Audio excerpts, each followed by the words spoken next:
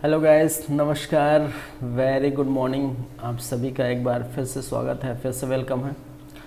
और आप देख रहे हैं हमारा करंट अफेयर्स की क्लासेस जारी हैं। आज की क्लास में हम बात करेंगे नोबेल प्राइज़ से संबंधित एमसीक्यूज़। कुछ एमसीक्यूज़ हैं जो नोबेल प्राइज़ से संबंधित हैं। 2023 का नोबेल प्राइज़ हाल ही में हमने पढ़े हैं और उसी से संबंधित आज एमसीक्यूज़ देखेंगे। चलिए तो क्लास को स्टार्ट करते हैं। देखते हैं सबसे फर्स्ट क्वेश्चन आपके स्क्रीन पर दिखाई दे रहे होंगे। भाई क्या लिखा है, थोड़ा पढ़िए।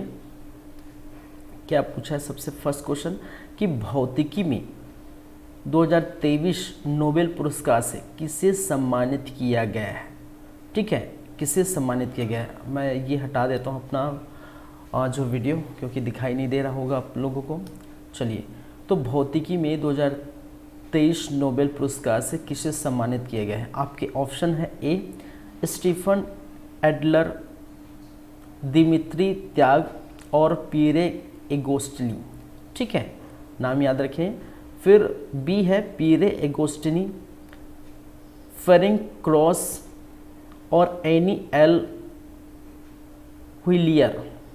सी है दिमित्री परित्याग, रॉबर्ट ऑस्टिन और विलियम बियालेक।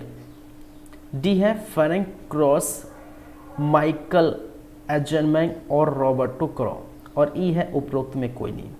चलिए, तो ये पुरस्कार किसे दिया गया है तो आप याद रखें, जैसे कि मैंने कहा पीरे एगोस्टिनी, फेरेंग क्रॉस और एली एल हुइलिकर याद रखेंगे। प्रकाश की छोटी पल्स बनाने की तरीके की खोज के लिए। ठीक है, प्रकाश की छोटी पल्स बनाने की तरीके की खोज के लिए इनको क्या दिया, नोबेल प्राइज़ दिया गया है। ठीक है, कितने को, तो मैंने बताया था कितने को, 3 व्यक्तियों को, 1, 2 और 3, तीनों व्यक्तियों को संयुक्त रूप से ये भौतिकी का नोबेल पुरस्कार 2023 से नवाजा गया है। याद रख लेंगे। चलिए, कोई दिक्कत नहीं है। तो ये फर्स्ट क्वेश्चन था। आगे हम देखते हैं सेकंड क्वेश्चन। सेकंड क्वेश्चन क्या बोल रहा है भाई, चलिए आपके स्क्रीन पर है।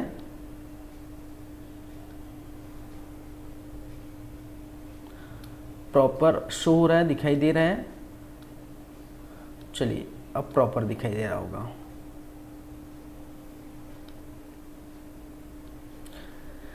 क्या लिखा है, किन प्रयोगात्मक तरीकों के लिए भौतिकी में नोबेल पुरस्कार विजेता को 2023 में भौतिकी में नोबेल पुरस्कार से सम्मानित किया गया था। ऑप्शन आपके पास ए है, उन्होंने प्रकाश के एंड्रोसेकंड पल्स का उपयोग करके पदार्थ में इलेक्ट्रॉन गतिविधियों का अध्ययन करने के लिए प्रौद्योगिकी विकसित किया था। उन्होंने एक नए उप परमाणु कण की खोज की थी। उन्होंने डार्क मैटर के व्यवहार का पता लगाया था। उन्होंने क्वांटम कंप्यूटिंग के क्षेत्र में प्रगति की थी, या उपरोक्त में कोई नहीं। तो याद रखिए ये कितने, ठीक है, 5 को जो है ऑप्शन में से कौन सा ऑप्शन सही है भाई, कौन सा है, ऑप्शन ए सही है। ठीक है, जैसे कि मैंने कहा पल्स के, प्रकाश के एंड्रोसेकंड पल्स के उपयोग की खोज के लिए इनको क्या किया था, भौतिकी के नोबेल पुरस्कार 2023 से नवाजा गया है। याद रखेंगे तीनों। क्लियर है, 2 क्वेश्चंस हो गए। चलिए बढ़ते हैं तीसरे क्वेश्चन पर। तीसरा क्वेश्चन देखिए, भौतिक और, चलिए पहले देख लेते हैं तीसरा क्वेश्चन क्या है। रसायन से संबंधित है। तो भौतिक और रसायन जो है 2 फील्ड में, भौतिक और रसायन 2 फील्ड में 3 व्यक्तियों को नोबेल प्राइज से नवाजा गया था। 2 फील्ड में 3 व्यक्तियों को। ठीक है, भौतिक और रसायन में, ये याद रखिए। चलिए फिर आप जानते हैं, मैंने क्या कहा, साहित्य, शांति और अर्थशास्त्र में आपको 1-1 याद रखना है। ठीक है, चिकित्सा में 2 याद रखना है, भौतिक रसायन में 3-3 याद रखना है। तो इस प्रकार से आप याद रख सकते हैं। चलिए क्वेश्चन पढ़िए जरा, क्या लिखा है। रसायन विज्ञान में 2023 नोबेल पुरस्कार से किसे सम्मानित किया गया था। आप ऑप्शन देख सकते हैं, कैरोलिन बटोरची, पोंगी जी वावेली और स्टीवन बॉक्सर। ठीक है, 3 अलग अलग नाम हैं। बी क्या दिया है, एलेक्सी आई एकिमो। ठीक है, फिर स्टीवन बॉनिक और नूह बर्न्स। सी है मोनी जी बावेदी, लुई ब्रुक और अलेक्सी आई एकिमो। डी दिया है लुई ब्रुक, माइकल फेयर और एरिक कुल। और अंतिम में है इनमें से कोई नहीं। तो ये याद रखेंगे। चलिए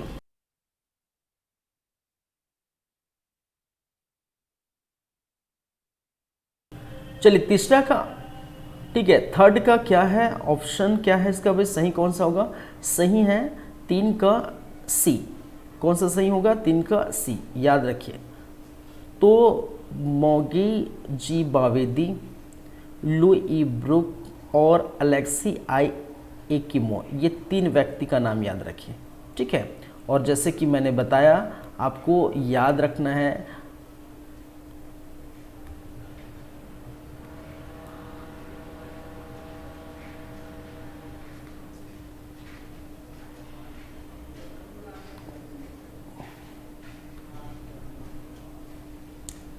शांति हो गया, ठीक है, शांति हो गया, आपका साहित्य हो गया, अर्थशास्त्र, अर्थशास्त्र, चौथा चिकित्सा हो गया, चिकित्सा, और आपका भौतिकी हो गया, भौतिकी, और रसायन, रसायन। छह फील्ड में, छह क्षेत्रों में दिया जाता है, ये आप जानते हैं। साहित्य है, ठीक है, शांति है, साहित्य है, अर्थशास्त्र है। इन तीनों में एक एक व्यक्तियों को दिया गया था। चिकित्सा में 2 व्यक्तियों को दिया गया था, और भौतिक में 3 और रसायन में 3। ऐसे करके याद रखेंगे और नाम भी याद रखेंगे, ठीक है। चलिए नेक्स्ट है हमारा क्वेश्चन, चौथे नंबर पर आते हैं। चौथा क्वेश्चन आपके स्क्रीन पर दिखाई दे रहा होगा भाई अच्छे से।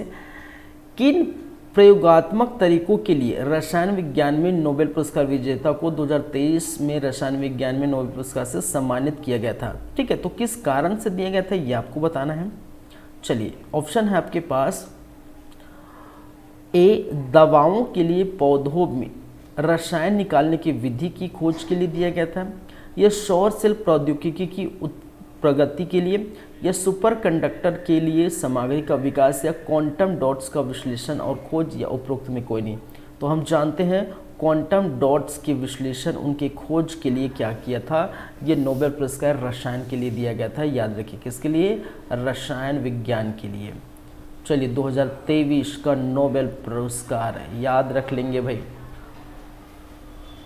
ठीक है, क्लियर है बातें। चलिए 4 के बाद हम चलते हैं नंबर 5, नंबर 5 क्या बोल रहा है? साहित्य में 2023 नोबेल पुरस्कार से किसे सम्मानित किया गया था? ठीक है, तो साहित्य में किसे किया गया था ये याद रखेंगे। चलिए, तो जैसे कि मैंने क्या कहा, साहित्य, शांति और अर्थशास्त्र, तीनों में एक एक व्यक्ति है। तीनों में क्या है? एक एक व्यक्ति है, तो एक व्यक्ति का ही नाम याद रखेंगे तीनों में से। चलिए, तो क्वेश्चन क्या है? साहित्य में 2023 नोबेल पुरस्कार से किसे नवाजा गया, किसे सम्मानित किया गया? ऑप्शन ए है एंड्रियल फर्नहैम, बी है बैरी कपूर, सी है जॉन फॉस, डी है एड्रियन मॉक, और ई है जॉन बेनब्रिक वेबस्टर। चलिए, पांचवा का आंसर क्या है भाई? फिफ्थ का आंसर क्या है? फिफ्थ का आंसर है सी, जॉन फॉस। क्या है? See, Jon Fosse. याद रखिए, जो नॉर्वे के रहने वाले हैं, नॉर्वे के रहने वाले हैं, ये मैं बता चुका हूँ। चलिए, और रसायन के बारे में यदि बात करें, ये तीनों को मिला था, ये तीनों को मिला था, ठीक है। रसायन में ये अमेरिका के रहने वाले थे, ये अमेरिका के निवासी थे, अमेरिका, याद रखेंगे।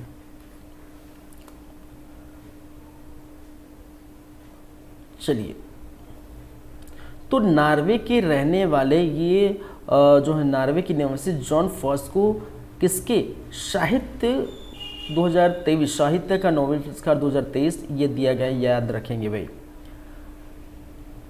चलिए, क्लियर है यहाँ तक? 5 क्वेश्चंस क्लियर है। 5 के बाद हम चलते हैं छठे क्वेश्चंस पर।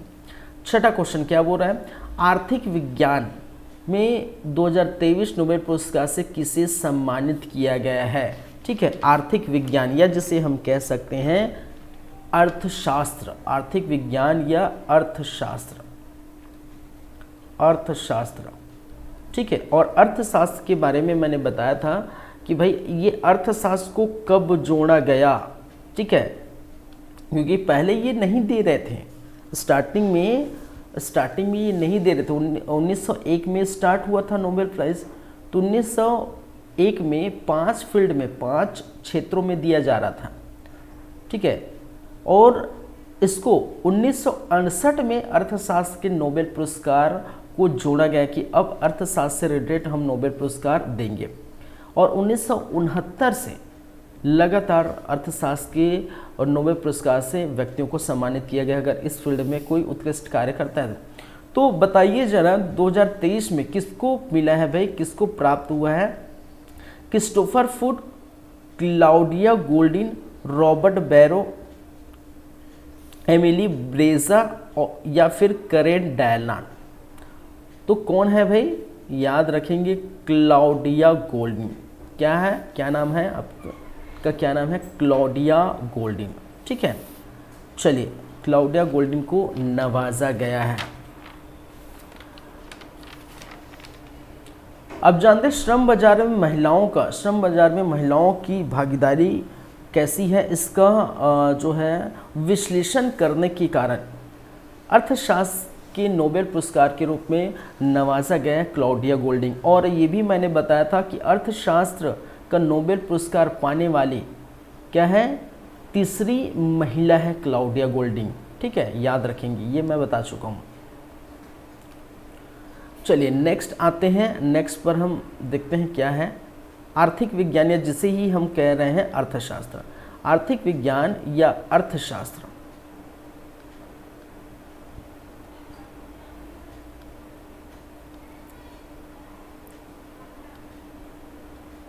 इसको मैं हटा देता हूं। अर्थशास्त्र में नोबेल पुरस्कार विजेता को आर्थिक विज्ञान 2023 में नोबेल पुरस्कार से क्यों सम्मानित किया गया, आखिर क्या कारण है। तो अर्थशास्त्र में मनोविज्ञान के एकीकरण के लिए किया गया, या फिर जो आर्थिक विकास और गरीबी में कमी की गतिशीलता को समझने में योगदान के लिए, बाजार आधारित तंत्र के माध्यम से पर्यावरणीय मुद्दों को हल करने के तरीके की शोध के लिए, या महिलाओं के श्रम बाजार के परिणामों को समझने में उनकी प्रगति के लिए, या आर्थिक मंदी के दौरान अर्थशास्त्रों को स्थिर करने एवं मात्रात्मक सजगता की अवधारणा की खोज के लिए। तो याद रखेंगे किसके लिए, ए है, बी है, सी है, डी है। कौन सा ऑप्शन है, ऑप्शन नंबर डी।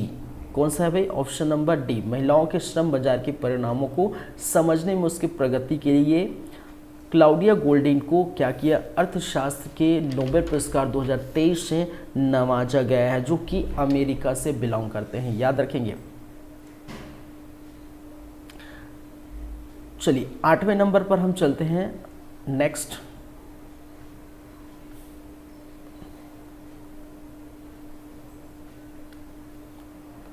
चलिए नेक्स्ट 8वां नंबर है 2023 के लिए नोबेल शांति पुरस्कार, नोबेल का शांति पुरस्कार किसे सम्मानित किया गया है, याद रखेंगे किसे सम्मानित किया गया। 8वें नंबर की बात करें तो ऑप्शन ए है अल गोर, बी है बेट्टी विलियम्स, सी है हेनरी किसिंजर, डी है नरगिस मोहम्मदी, या ई है मारिया रेशा। याद रखिए कौन है भाई, नरगिस मोहम्मदी। ठीक है, अब जानते हैं ईरान के निवासी है और ईरान में महिलाओं के उत्पीड़न के खिलाफ उन्होंने लड़ाई लड़ी है, मानवाधिकार और स्वतंत्रता को बढ़ावा देने के लिए। ठीक है, इसको क्या किया गया है, 2023 का नोबेल पुरस्कार से नवाजा गया है। मोहम्मदी क्या है, नरगिस मोहम्मदी। चलिए कहीं कहीं इसको नरगिस मोहम्मदी लिखा है और कहीं कहीं नरगिस मोहम्मदी लिखा है। ठीक है, चलिए तो याद रखेंगे नरगिस मोहम्मदी है, नाम याद रखेंगे नरगिस मोहम्मदी का। नेक्स्ट, एकमात्र पुरस्कार विजेता कौन है जिसे 2 बार भौतिकी में नोबेल पुरस्कार से सम्मानित किया गया है। ठीक है, 2 बार भौतिकी के नोबेल पुरस्कार से सम्मानित किया गया है। चलिए, कौन व्यक्ति है? ऑप्शन ए है जॉन बर्डिन, बी है मनु भाकर, सी है मेहुली घोष, डी है राजेश्वरी कुमारी, ई है ईशा सिंह। तो इसका आंसर, सही आंसर है 2 बार जो नोबेल पुरस्कार से सम्मानित किया गया है भौतिकी के लिए, तो वो क्या है? John Bardeen. याद रखेंगे, जॉन बर्डिन। ठीक है, चलिए अब चलते हैं 10वें नंबर की करंट अफेयर की ओर आते हैं। क्या लिखा है भाई? किसे 2023 के लिए फिजियोलॉजी या मेडिसिन, किसके लिए? मेडिसिन, चिकित्सा में 2023 के नोबेल पुरस्कार से सम्मानित किया गया है। जैसे कि मैंने कहा, चिकित्सा में 2 व्यक्ति को किया गया, तो 2 व्यक्ति का नाम है नैन्सी लॉन्ग सीबेग और कैटलिन करिको, बी है पीटर आन गुइस और नोएक मिशेल होलब्रुक, सी है कतालिन कारियो और डू विस्मैन, डी है एल महादेवन और कातालिन करिको, और ई है इनमें से कोई भी नहीं। तो इसका आंसर क्या होगा भाई? इसका आंसर, जैसे कि मैंने बताया, साहित्य के लिए, सॉरी क्या है, मेडिसिन के लिए, चिकित्सा के लिए। ठीक है, ये इनको क्या किया गया? दिया गया। तो कोविड-19 के टीके, ठीक है, कोविड-19 के टीके बनाने के लिए इनको क्या किया गया है? ये नोबेल पुरस्कार से सम्मानित किया गया है, याद रखिए। चलिए, फिर आपका आता है क्वेश्चन नंबर 11। क्वेश्चन नंबर 11 पढ़िए, क्या बोल रहे भाई? रसायन विज्ञान में सबसे कम उम्र के नोबेल पुरस्कार विजेता कौन है? ऑप्शन ए कैरोलिन बटोजी, बी है फ्रेडरिक जोइटर, सी है अलेक्सी आई एकिमोक, डी है स्टीवन बानिक, और ई है इनमें से कोई भी नहीं। याद रखिए, ठीक है, इसको फ्रेडरिक जोइटर, इसको दिया था 1935 में। 1935 में इसको रसायन विज्ञान के नोबेल पुरस्कार से बनाया गया, सबसे कम उम्र की। ठीक है, और ये इनकी उम्र भी 35 वर्ष थी। उम्र भी कितनी थी? 35 वर्ष। ये याद रखिए, 1935 में दिया गया है और उम्र भी 35 वर्ष थी, याद रखेंगे। तो ये थोड़ा याद रख सकते हैं। चलिए, 11 है, 11 के बाद हम चलते हैं 12वें नंबर पर। रसायन विज्ञान में अब तक सबसे पुराना नोबेल पुरस्कार कौन सा है? ठीक है, अब तक सबसे पुराना नोबेल पुरस्कार कौन सा है? चलिए, सॉरी, विजेता कौन है? पुरस्कार विजेता कौन है सबसे पुराना? थियोडोर बेटले, option A, option B Joanna Athenberg, C है जॉन बी गुडनीनफ, डी है घ है लुई ब्रुस, और ई है उपरोक्त में कोई नहीं है। ठीक है, तो इस प्रकार से देख सकते हैं।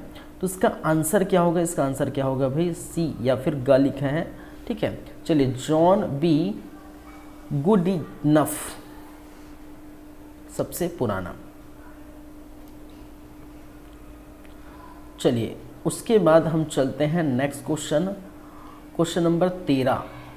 सबसे कम उम्र के नोबेल पुरस्कार, शांति के नोबेल पुरस्कार कौन जीते हैं भाई? सबसे कम उम्र के शांति के नोबेल पुरस्कार विजेता कौन है? याद रख लेंगे। तो वो कौन है भाई? ऑप्शन आपके पास है, आपके स्क्रीन पर ऑप्शन है। कतालिन कारिको, बी है नेल्सन मंडेला, सी है ऑन्ग सान सूची, डी है मलाला यूसुफजई, ई है इनमें से कोई भी नहीं। चलिए, तो याद रखिए, मलाला यूसुफजई, इसको मिला था 2014 में शांति का नोबेल पुरस्कार, और इनकी उम्र कितनी थी उस समय? उम्र कितनी थी? तो महज 17 वर्ष की थी, 17 वर्ष की थी। ठीक है, चलिए, और आपको ये भी अभी लेटेस्ट न्यूज है, मलाला यूसुफजई ने एक अपनी तरफ प्रक्रिया जाहिर की है। किसके लिए प्रक्रिया जाहिर की है? प्रतिक्रिया, प्रक्रिया ना प्रतिक्रिया, ठीक है, अपनी प्रतिक्रिया जाहिर की है। किसके लिए? अभी आपको पता है कि इजराइल और फिलिस्तीन के बीच युद्ध लगातार हो रहे हैं, लगातार एक दूसरे पर अटैक कर रहे हैं। इजराइल ने जो है ऑपरेशन आयरन भी चलाया है और भारत ने ऑपरेशन अजय भी चलाया है। ये दोनों क्या है भाई?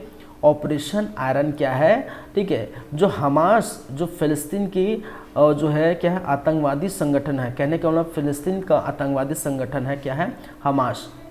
और हमास फिलिस्तीन को सपोर्ट करता है। तो हमास ने जब इजराइल पर अटैक किया तो उसके विरोध में, या बोल सकते हैं उसके जवाब में, इजराइल ने एक ऑपरेशन लॉन्च किया और उस ऑपरेशन का नाम ही है ऑपरेशन आयरन।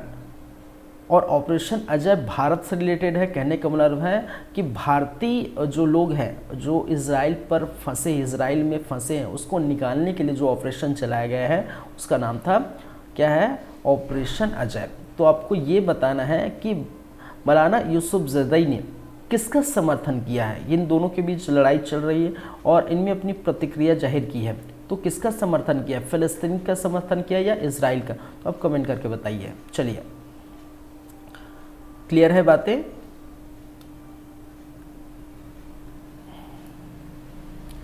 तो सबसे कम उम्र के शांति को नोबेल पुरस्कार विजेता मौलाना यूसुफजई 2004 में 2014 मिला था। 17 वर्ष की उम्र थे उस समय। इसकी उम्र कितनी थी? 17 वर्ष की थी।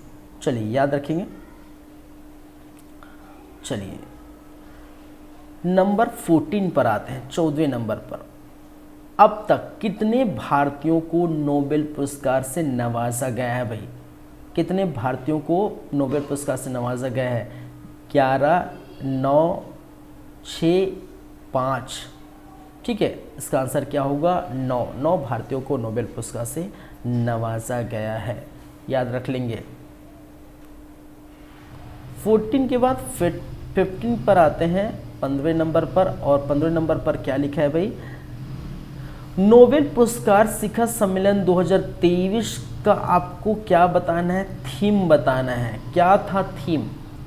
ऑप्शन ए है सुलह और उपचार, बी है मानवीय चिंताएं, सी है अंतर्राष्ट्रीय विश्वास और समर्थन, डी है आशा सत्य और संकल्प, ई है सत्य विश्वास और आशा। चलिए, तो इसका आंसर क्या होगा? इसका आंसर क्या है भाई? थीम क्या है इसका? है सत्य, आशा और विश्वास। ये क्या है? इस नोबेल पुरस्कार शिखर सम्मेलन 2023 का थीम है। याद रख लेंगे, ये इंपॉर्टेंट है, ऐसा जो है क्वेश्चन आते ही है। चलिए, नेक्स्ट है, किस देश ने अब तक सबसे अधिक नोबेल पुरस्कार जीते हैं भाई? कब? ठीक है, अभी तक जो है अभी कौन जीता सबसे ज़्यादा? ऑप्शन ए जर्मनी, बी है संयुक्त राज्य अमेरिका, सी है यूनाइटेड किंगडम, डी है फ्रांस, ई है चीन। ठीक है, ई है चीन। तो कौन सा है? 16वें नंबर की बात करें तो 16वें नंबर की बात करें तो संयुक्त राज्य अमेरिका, ये अब तक 400 से ऊपर 40 प्लस, ठीक है, 400 प्लस जीते हैं, 400 प्लस। ठीक है, इसको पूरा ही लिख देते हैं, 413। कितनी है? 413।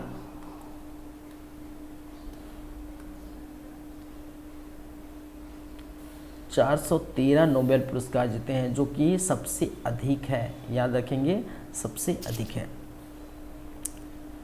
चलिए, 17वें नंबर पर चलते हैं, 16 के बाद 17। किस वर्ष में आर्थिक विज्ञान में पुरस्कार को नोबेल पुरस्कार में शामिल किया है? कहने का मतलब अर्थशास्त्र को किस वर्ष शामिल किया गया? क्योंकि हम जानते हैं, ये मैं पहले ही बता चुका हूँ कि 1905 में, ठीक है, 1905 में क्या किया गया है? 1901 में, 5 की बात क्यों कर रहा हूँ? 1901 में क्या किया गया है? नोबेल पुरस्कार दिया जाने लगा, 5 क्षेत्रों में दिया जाने लगा था। और कब अर्थशास्त्र को जोड़ा गया है तो आपको बताना है। तो ऑप्शन ए है 1968, ए, बी है 72, सी है 76 और डी है 84, ई इनमें से कोई नहीं। तो जैसे कि मैंने बताया, ठीक है, 1968 को जोड़ा गया, जोड़ा गया। और ये भी याद रखेंगे कि 1969 से दिया जा रहा है, दिया जा रहा है। ठीक है, तो जोड़ा कब गया भाई? 1968 को जोड़ा गया। और कब से दिया जा रहा है? 69 से दिया जा रहा है, 1969 से दिया जा रहा है। याद रखेंगे अर्थशास्त्र। चलिए, क्लियर है बातें? आगे बढ़ते हैं। नेक्स्ट क्वेश्चन है, उस जोड़ी को चुनिए जिसने पहला नोबेल पुरस्कार जीता था। उस जोड़ी को आपको चुनना है। 18वें नंबर, पहला नोबेल पुरस्कार जीता था। ऑप्शन ए है पॉल ग्रिंगार्ड और हिदेकी शिराकावा। बी है हर्बर्ट क्रोमर और जेनियल एल मैकफ्रेडरेन। सी है हेनरी क्यूनेट और फ्रेडरिक पॉशी। डी है अरविंद कार्लसन और हेनरी क्यूनेट। ई है फ्रेडरिक पॉसी और जैक एल किल्बी। याद रखेंगे कौन है भाई? 18वें की ये बात करें तो 18वें नंबर में ऑप्शन आंसर क्या होगा? सी, हेनरी क्यूनेट और फ्रेडरिक पॉसी। याद रख लेंगे, ठीक है।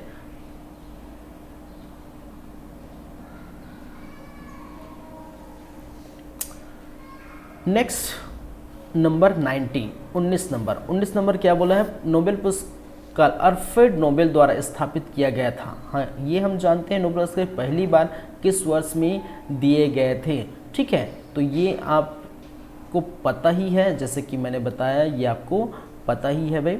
चलिए, तो अल्फ्रेड बी नोबेल के बारे में मैं थोड़ा बताया था, ठीक है, कि वो अल्फ्रेड बी नोबेल जो है स्वीडिश के निवासी थे। 1833 में उनका जन्म हुआ था, ठीक है, और 10 दिसंबर सन 1896 को उनकी मृत्यु हुई थी।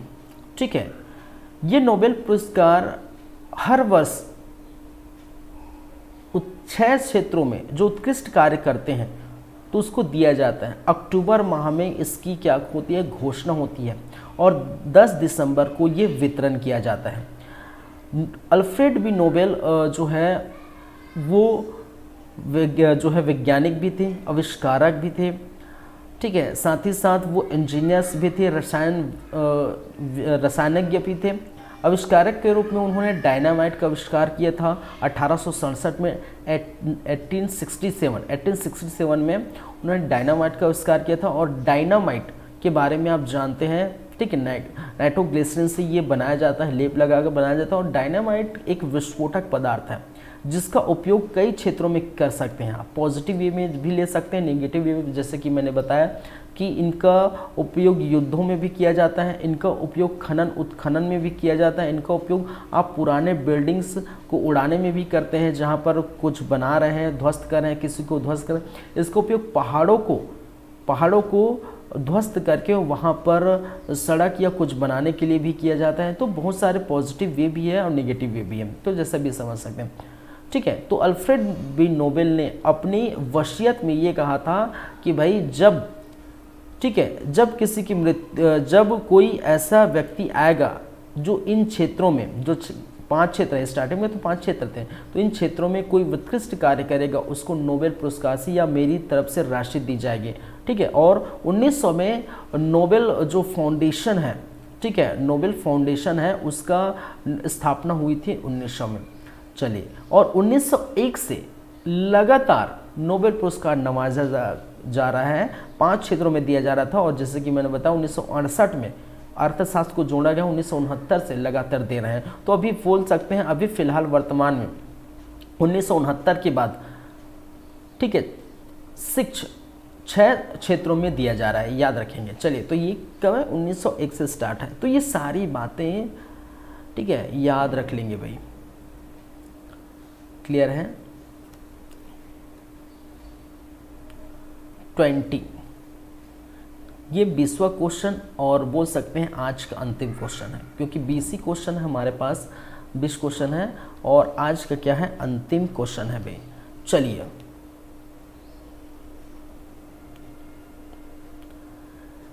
क्या है क्वेश्चन, जरा पढ़िएगा। क्वेश्चन जरा पढ़िएगा, क्या लिखा है।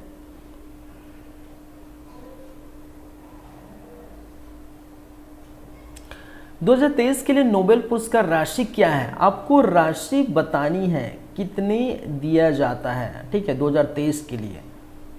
चलिए 2023 के लिए कितनी दी जाती है आपको बतानी है।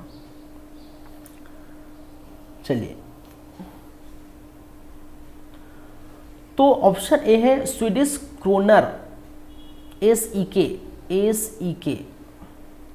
ठीक है, स्वीडिश क्रोनर SEK प्रति नोबेल पुरस्कार जो 50 मिलियन, स्वीडिश क्रोनर SEK प्रति नोबेल पुरस्कार 110 मिलियन, ठीक है, स्वीडिश क्रोनर प्रति नोबेल पुरस्कार 15.0 मिलियन, स्वीडिश क्रोनर प्रति नोबेल पुरस्कार 200 बिलियन।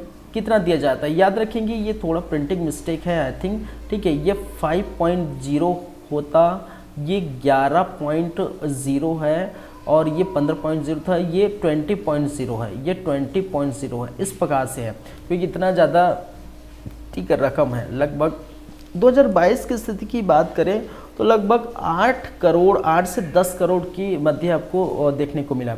चलिए $11 बिलियन, ठीक है, 11 मिलियन किसमें, स्वीडिश क्रोनर में, जैसे हमारे पास रुपीस पैसा चलता है लाख में, करोड़ में, ठीक है, रुपीस में, तो वहाँ पर करोड़, स्वीडिश क्रोनर, तो कितना 11 मिलियन, कितना 11 मिलियन याद रखेंगे, ठीक है, 11 मिलियन दिया जा रहा है कब, 2023 याद रखेंगे।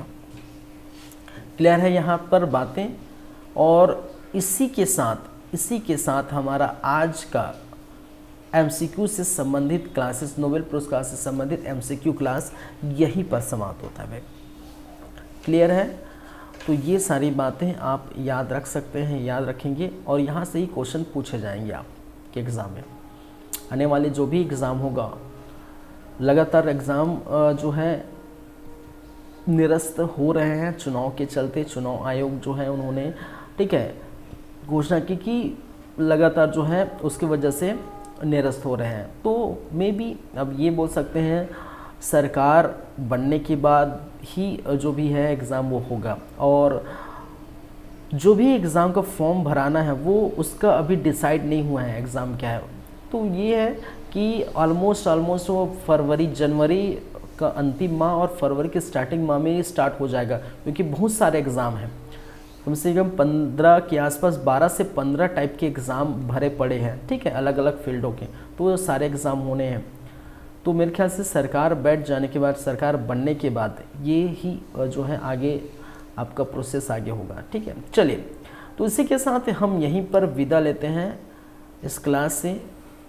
नेक्स्ट क्लास में फिर मिलेंगे, फिर बातें करेंगे आगे जो भी है। लगातार हमारा तो चल ही रहा है छत्तीसगढ़ राष्ट्रीय अंतर्राष्ट्रीय स्तर से संबंधित करंट अफेयर्स, तो वो जारी रहेगा, लेकिन बीच बीच में हम ऐसे ही चीज़ कुछ लाते जाएंगे। जैसे हमने एशियन गेम्स देखे, फिर नोबेल प्राइज़ देखें, ठीक है, फिर ICC जो है पुरुष जो ODI सीरीज चल रहा है उसके बारे में भी हम देखेंगे। जब ये ख़त्म हो जाएगा, 19 तारीख को एक ख़त्म हो रहा है, तो 19 तारीख को जैसे ही ख़त्म होगा तो फिर हम देखेंगे, ठीक है। 19 नवंबर को ये फाइनल है, उसके बाद फिर से हम उसकी बातें करें। तो जो भी चीज़ लेटेस्ट या हॉट चीज़ जो भी आएगा, हॉट टॉपिक जो भी आएगा, उसका हम इस प्रकार से अलग से इसका टॉपिक देखेंगे। चलिए, कोई दिक्कत नहीं, कोई बात नहीं, और मिलते हैं आप लोगों से फिर मुलाकात होगी, फिर बातें होगी। धन्यवाद, थैंक यू। चलिए।